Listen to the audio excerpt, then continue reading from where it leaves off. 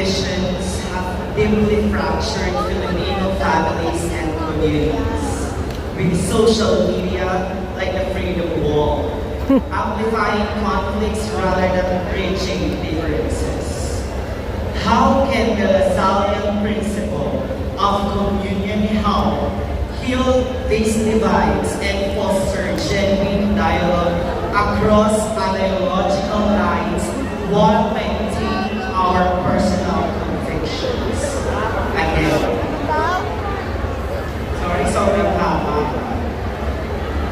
competitive divisions have deeply fractured Filipino families and communities, with social media like the Freedom Wall, amplifying conflicts rather than bridging differences.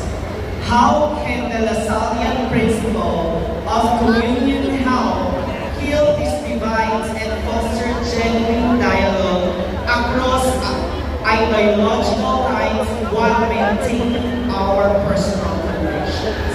To start off, communion is what binds us together, and you, as a Lasallian, we must be united in one mission, teaching minds with wisdom,